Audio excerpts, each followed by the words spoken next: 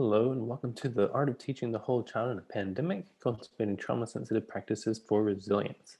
This is Module 2C, Cultivating Connection with Wise Feedback. So if you are watching this video, then you are interested in more details about the habit of wise feedbacks. That's probably the habit that you've chosen for the month of December, in your goal to select 4 habits that stick this year to help us navigate this unprecedented year. So remember, each month, we're going to have the first week of the month dedicated to watching a video about the pits and peaks of different situations and different practices so that you can determine where you'd like to go from there in terms of deciding if you want to carve out more predictability with a strategy or more connection with a strategy.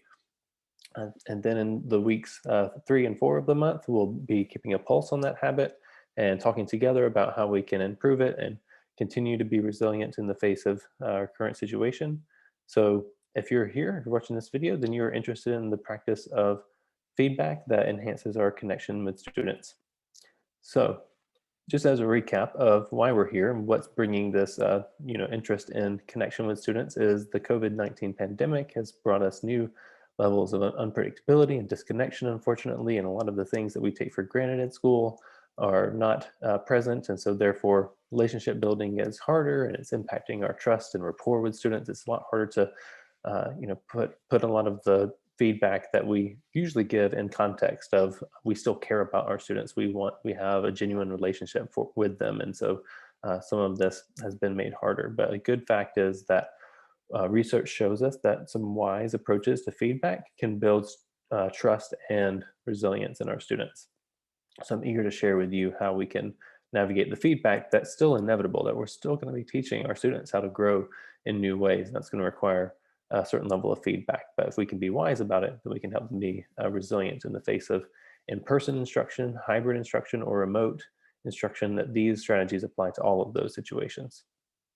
So our objectives for this module is to learn various evidence-based feedback routines, specify a new personalized feedback loop that you're going to be using, and using a daily pulse to monitor your habits and wellness and how well this is going. So you're going to need about 20 minutes today, some clear headspace, your printed or digital journal, which looks a little bit like this, so you can do steps 4 through 6. Just as a recap of last week, we talked about the application of our habit loop to the strategies that we're talking about. So we have these feedback PID with you last week, so that's why you're interested in better feedback, building that routine so we have the reward of increased connection and predictability. So our goal here is to develop a habit that will stick with us so that we continue to develop connection throughout this year. So as you're following along, I'd encourage you to watch in your journal with the guided notes that we provide for you. So last week we talked about feedback pits and how we see these into 2 general categories of having a negative feedback balance. And so in general, the process feedback that we give to students trying to help them engage and cooperate with the learning requires a certain level of feedback to them for better and for worse. And so sometimes there's pits that we find ourselves where certain students, certain blocks, certain routines where we're just redirecting, correcting behavior, trying to keep them on task, engaged, and cooperating. And then there's also times we're going to have increased feedback due to the COVID slide that we're experiencing academically. A lot of students are probably going to need higher levels of constructive feedback than they have had in the past. And just in general, it's natural as a teacher to have certain assignments, certain quizzes that are difficult, certain students that require more constructive feedback, so that pit is natural no matter who you are. No one's immune to it. But the good news is that there are a number of strategies that we can use for these different pits to match wise feedback approaches to these pits that we can find ourselves in. So at the end of this module, it's your choice of which strategy you want to dive into to make more of a habit. So the goal here isn't to use all of these, but to pick one that you really want to stick with this month and make it more of your routine without even thinking about it. So just as a recap of that negative feedback balance, remember the research I mentioned where Dr. John Gottman, a psychologist, could predict with 94% accuracy based on how much positive and negative interactions are between a couple, how long the marriage would last. And so there's a lot of research in a similar vein that shows likewise, high rates of positive feedback to students is very likely to increase their engagement and their resilience and their connection with you as the teacher. So the first strategy that we have in our toolbox to address this, no matter what learning mode we're in, is to praise and acknowledge just the little things: arriving on time, entering quietly, working on assignments, sharing answers, listening to a peer, putting away things, getting on task, staying on topic, all these things that we kind of take for granted. But uh, students, research shows that when we catch students doing these little things, they feel appreciated, they feel the connection. And so when we do have to correct them eventually, it's better received. And because they know that we see them even in the little things that might be feel a little bit bigger right now because of COVID and the interesting times that we're in. That takes a little more effort to do some of these things than it did in the past. So the key here is to write 2 or 3 of these down as what you want to catch. What are the things that you would catch that have been typically flying under the radar? And in the final page of your journal, there's a place where you can check off some of these if you'd like to get your brain started on thinking about where you want to go with this. But enough of me talking. I want to show you 2 video examples that highlight how these can be put into place both in secondary and in elementary settings. And the key differential thing to notice when it comes to developmental differences is in the high schools, it's going to be more business-like tone, whereas in the elementary school, you'll notice that the praise there is a little more on the enthusiastic and public side.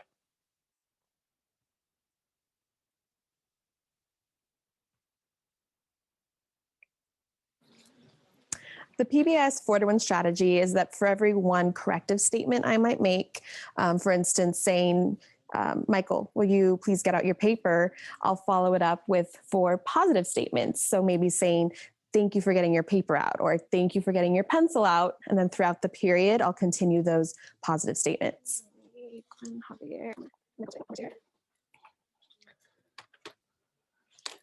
Thank you, Elmer, for working on your starter. Thank you, Jace. Ladies, thank you.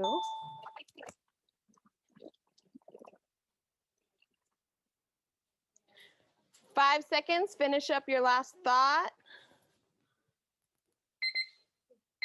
Okay, thank you guys so much for being quiet. That was amazing.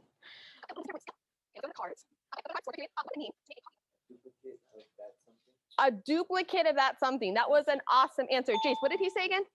I heard you say it too. A duplicate. Thank you, Jace. So a duplicate of something. Now, a positive statement, to me, a positive statement is praising the child or the student for something they did that was correct, that was following my expectation or my procedure. So anything I see that follows an expectation, I'm going to acknowledge it and I'm going to make a positive statement regarding it. So, hey, Michael, thank you so much for doing your starter. Thank you so much for following the procedure of working on your starter. All right, this is a great example. The elementary, and now we're gonna, or secondary, and now we're gonna move to the elementary example here. So if I'm praising their process, then they can start to focus on the different things that they're doing well in their work, and they then can begin to internalize that language and also use that in supporting partners. My goal was to move and make my characters talk, and I make them on the beginning. Thanks for listening to your partner. So show us where you did that in your writing. Your goal was to make your characters talk. Can you show us a place where you did that in your writing? Whoa, you really made them come to life. Way to set a goal in your writing. You have set some great goals for yourself about what you're gonna do next. Whoa, writers, check this out. Look over here. Joshua discovered in his folder, he has a realistic fiction writing checklist, and he used it to see, have I done all the things that realistic fiction writers do? Wow, you could try that too if you're feeling like, what's my next goal? I think if you really want to build your practice in terms of giving process praise, one of the best things that you can do is start to kind of script out what you want to be saying. So have a little cheat sheet for yourself that you can carry around with you in a binder on a clipboard. Can't wait to see you try that in your writing. Keep up the great work. All right, so you saw we're giving those little nuggets of positive feedback to the students when they're in pairs, and that student at the end, as well as the public one as well.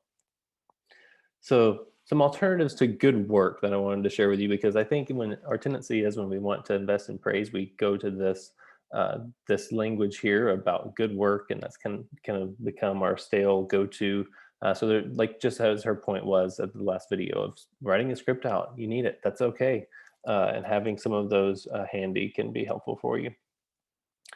One thing that we get pushback on or questions about when we introduce praise is that, well, that's relevant at the elementary level, and secondary students don't respond to that as positively. And yeah, there's some truth to that. They don't give the big bright smiles that some of our little kids give to us. But some of our colleagues have explored this concern by working with some high school teachers to increase their praise rate, and then asked the high school students to jot down their open-ended reactions to how they felt when their teachers used more praise. And these are some real quotes from real high school students saying things that, we might not get those visible reactions, but these quotes help us see what's happening behind the scenes. So they say, it made me feel special or smart. I like that the teacher leaves the students feeling confident after giving praise. The teacher praised everyone, even the quiet people. The teacher made sure that everyone got praise, and that made everyone want to join in the conversation. Gave students a chance to make their day better. The teacher showed us more attention and made us feel important. It helped me to work better. It made me feel appreciated. I enjoyed hearing the words thank you often. It made me feel good about speaking up. I like that it created a more positive environment. So a number of things that are happening behind the scenes, even when these teenagers are giving us their, not that they're trying to maintain their cool, even when they appreciate the positive recognition that we're giving them.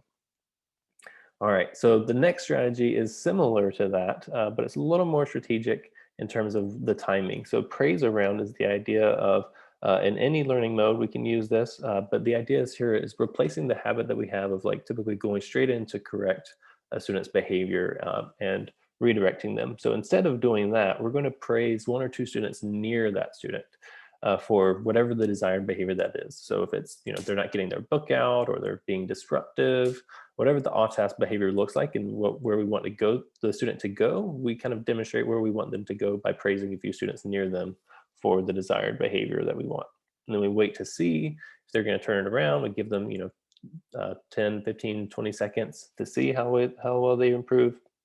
And then when they do engage, obviously we take that opportunity to praise, but we're trying to not spend so much time redirecting.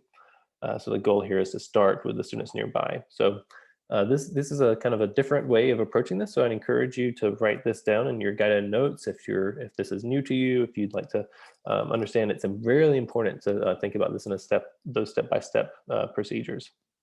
So you're probably asking, why would I not redirect the student? Why would I spend my time praising the students nearby? Well, for the elementary ages, there's research showing that this helps us avoid that reinforcement trap. We know a lot of students do off-task behavior, disruptive behavior to get our attention, right? Or to connect with us is what they're trying to do. And so we're showing them we're going to connect with the students who are on task at this time. And it also helps diffuse the tension. It adds to our tension throughout the day when we're continuously redirecting. And the key here also for the elementary kids is that we're recognizing the peer model. So many of our younger students actually need to see someone engaged and to see that they're the student that you approve of and that you're giving your attention to. And so that kind of festers that modeling approach. Then for the secondary age, the praise around is more to avoid the reinforcement trap also, because there's still attention seeking at times, or connection seeking is my preferred way of wording that. And it diffuses that tension for us, but more particularly for the older age, it avoids that power struggle. They're so good. And when we go straight into redirect, they're so good at hooking us sometimes with a power struggle and talking about well, I wasn't off task. And it becomes a whole debate about whether they were on task or not. And that's not what you're there for. You're there to just redirect and let's move the class along. And part of that is also because they're trying to save face. They're embarrassed in front of their peers. And so if we try to just give the positive kudos to the students around that student that's off task, then it kind of helps them save face a little bit and not get into that defensiveness that comes so often. All right, so now shout outs. It's another tool in our toolbox to increase that feedback balance, but more to schedule time. So the idea here is that we would identify a time when students can routinely be recognized. And so that maybe this is the beginning of a certain lesson, at the end of a certain time of the day, and maybe it's morning meeting, something like that, a time that's kind of part of a transition or something like that, where students can be recognized. And then you keep a list of students to give shout outs to. And on this list should be students where your feedback balance is getting low. you know, that student that the elementary teacher showed, you know, his work, maybe her feedback balance is low with him. And so she's intentionally doing this to bring that balance up. And some optional things that you can toss in here is allowing peers to give each other shout outs. And this is appropriate at any age. So I'm going to show you a video of this used in a secondary classroom with a few other strategies involved as well. It's appreciation, apology, or aha. The closing circle activity was called the 3 A's: appreciation, apologies, and ahas. So the whole purpose is just to have some space to reflect on our day. All I want you to do is to stand around the room somewhere in a circle while we do our brief shout out. People can either identify an appreciation they have, an apology they have, or an aha, a moment where there's like a light bulb moment in their head. My aha was that race is not the only part of our identity. So can we get a few people to shout out an appreciation, apology, or aha? I want to appreciate Jonathan. He helped me like kind of figure out where I wanted to go with my personal statement. I think those types of appreciations or like community recognitions can go a long way to build the bonds. That's the whole point, right? Building community. I apologize for having my headphones in half of the time to everyone. Thanks a lot for that, Carlos. That means a lot.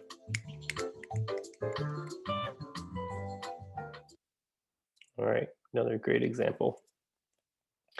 All right, so now that we've covered those three, we're going to dive into the last technique, last habit, routine, is when we have that increased constructive feedback, it's wise to provide that feedback in a certain way that research shows us can be really powerful, actually. So the research behind this is fascinating. It was a one-time feedback moment to these students that dramatically increased how many of them were revising their work when given the opportunity on an essay, and then later enrolling in college and cutting their discipline incidents in half the following year. So one-time feedback. So I'm sure you're like, okay, what does this look like?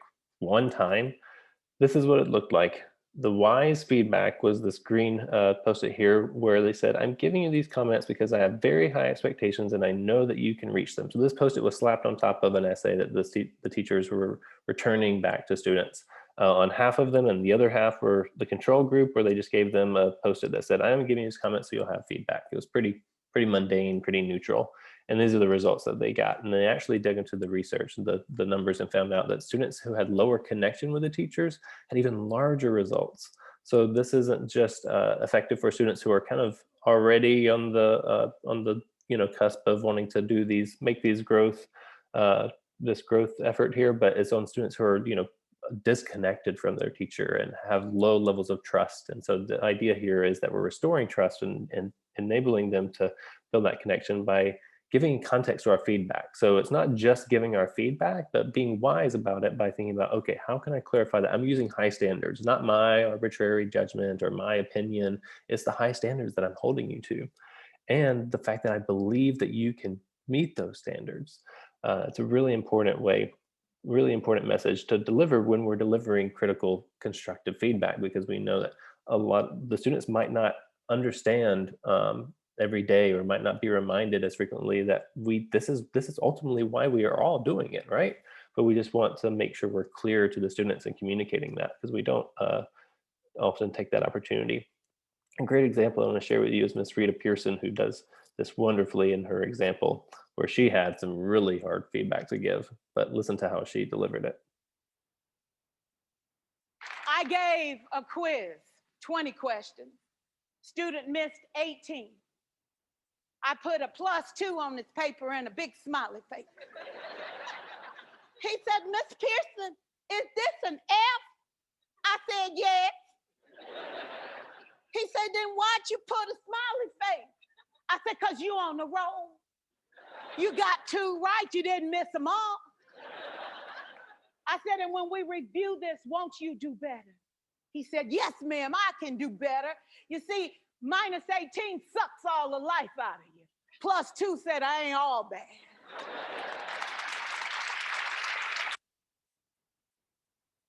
All right, great example there. All right, so those are all 4 of our strategies that I want to highlight for us today to think about what are some habits that you can create. So it's your choice of how you're going to respond to your feedback pits. So it's at this time, it'd be important to take the moment to specify what's the exact time that you're going to use it, what's the cue, and then what's the reward that you're going to notice when it happens. So just some examples I put together for you, and you can see your journal for more examples, but maybe it's when you write feedback on the 3 lowest grades on an essay or a test or something, and say, I'm going to deliver wise feedback to these students when I deliver this +2 out of 20.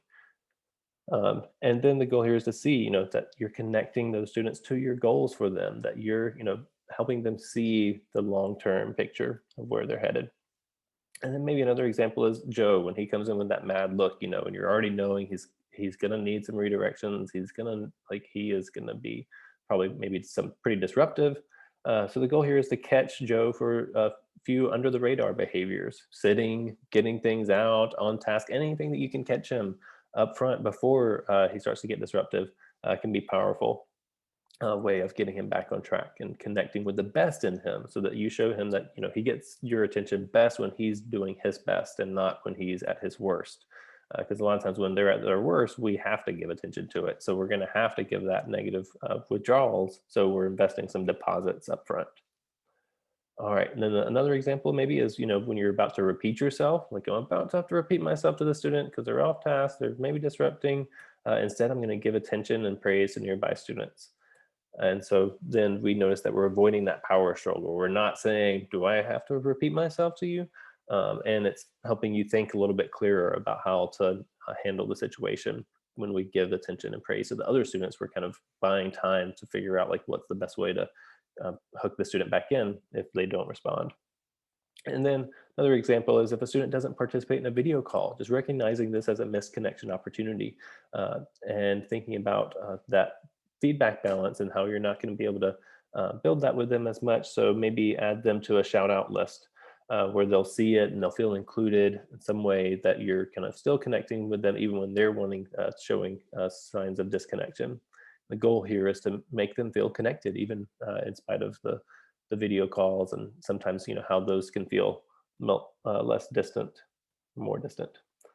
All right, so see your journal for more help with thinking about what these cues might be, what your exact time might be. You don't have to use one of these examples, but it's there to get you started and help you figure out what your next step is for what's your key takeaway from this video, what's going to be your habit plan to make it stick, because that's the goal here, is to make these habits stick. You've probably heard of strategies like this before, but the difference in this is we really want you to zone in on what's the exact time you're going to use it and how you can reward yourself by noticing that personal reward at the moment, and then keeping the daily pulse of using this to keep track of how well you're following through on this routine. So if you want help, do not hesitate to reach out to me for any technical questions or concerns about how you navigate this course.